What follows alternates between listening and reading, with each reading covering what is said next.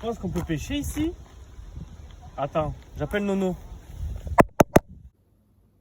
Ah, salut Brandon. Qu'est-ce qui t'arrive? Nono, j'ai trouvé un spot incroyable avec un super lac. Tu penses que j'ai le droit de pêcher? Alors, oui, tu peux pêcher maintenant, si encore tu as la carte.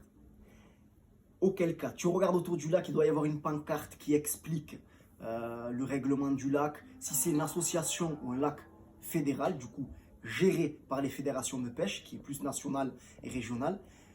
Et sinon, tu regardes autour du lac, il doit y avoir une cabane, quelque chose où on peut t'accueillir. Et tu peux prendre des fois la carte à la journée, quand tu ne veux pas prendre la carte à l'année. Voilà.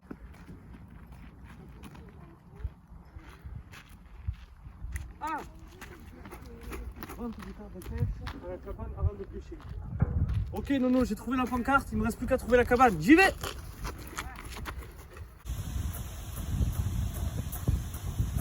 Alors, la cabane doit être ici, à tous les pêcheurs.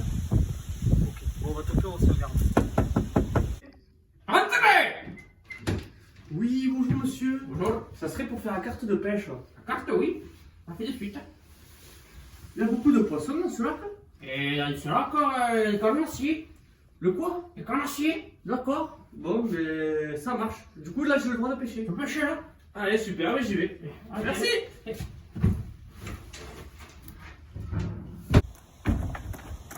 C'est bon, Nono, j'ai ma carte. Par contre, il y a le garde, il m'a parlé de carnassier, je n'ai rien compris. Tu peux m'expliquer? Carnassier.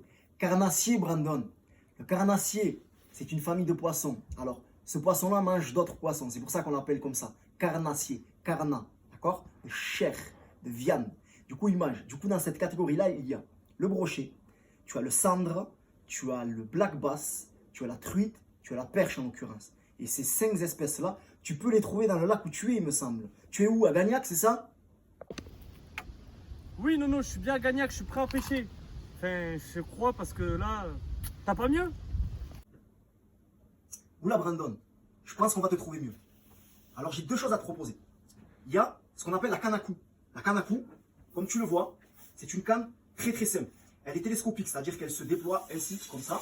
Elle n'a pas de moulinet. Elle est très simple. Au bout de cette canne-là, tu as juste à mettre un fil, un bouchon, un hameçon, et tu peux passer à l'action. L'autre canne, qui est un peu plus technique, celle qu'on va voir, c'est une canne à lancer. Donc, comment on la différencie? Là, ici, à la base, tu as un petit porte-moulinet. Dès lors qu'il y a un porte-moulinet, on peut y mettre un moulinet. Ce qu'on va faire tout de suite. Du coup, aussi simple, on le fixe comme ça. On le met dedans, on a juste à visser. Hop. Alors là, comme on le voit, elle n'est pas télescopique celle-ci. C'est une canne à brin. Elle s'emboîte. Alors quand tu l'emboîtes, tu fais super attention de bien aligner les anneaux. Une fois qu'ils sont alignés, tu n'as plus qu'à enfiler le fil dans les anneaux.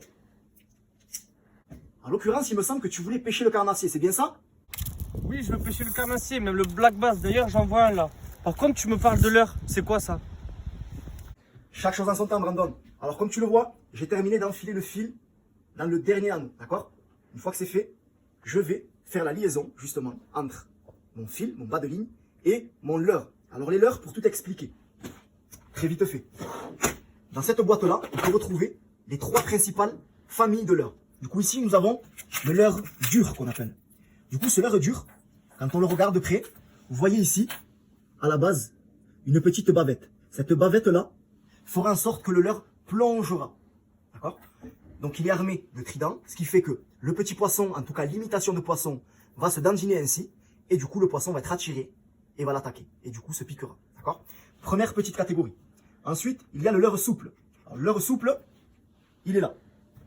Donc, il est plus ou moins imitatif. Imitatif, c'est-à-dire très naturel. D'accord? C'est un coloris assez naturel, c'est marron, il y a un œil et tout ça. Il y en a d'autres qui sont assez étranges, comme celui-ci par exemple. Voilà.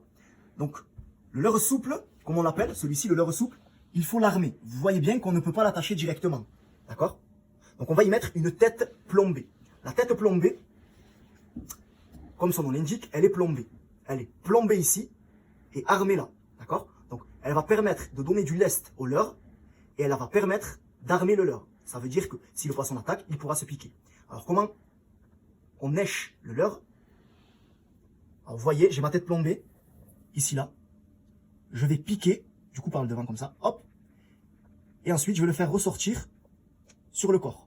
Et là, nous pouvons attacher notre leurre à notre bas de ligne. Donc ça, c'était la deuxième catégorie. Donc, nous avons le leurre dur, le leurre souple. Ensuite, nous avons la cuillère. Elle est ainsi.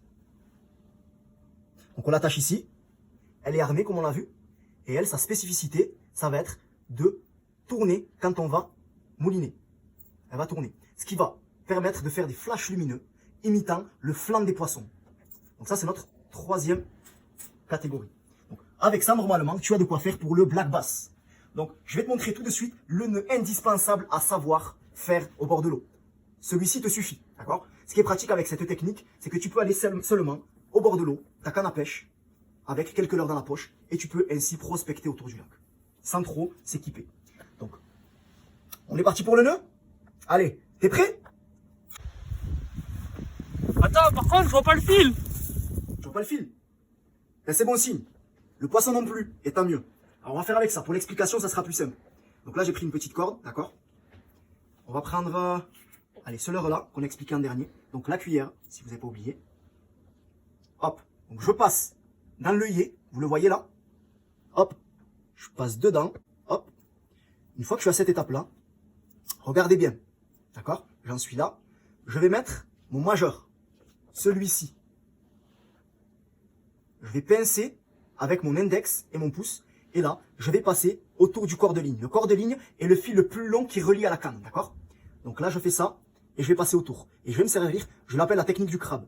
Donc, je pince avec ces deux, je pince avec ces deux. Je viens chercher le fil, je tourne et je pince. Je tourne, je pince. D'accord? On va faire 3 tours. Et ensuite, je repasse dans la boucle que je me suis créée avec le majeur. On l'oublie pas. Une fois que je suis passé dedans, je vais juste tirer vers le bas. Le bas, c'est important. Hein. C'est vraiment important de le faire vers le bas. Et une fois que j'en suis là, je prends juste mon leurre à la base. Alors faites attention hein, aux hameçons. Et je tire pour serrer le nœud. Et là, c'est prêt à pêcher. À toi de jouer! Ok, je suis prêt. Ça te dit pas de me rejoindre? J'arrive de suite. Marcel, en voiture! C'est Marcel, bébé. Oh Marcel, en voiture!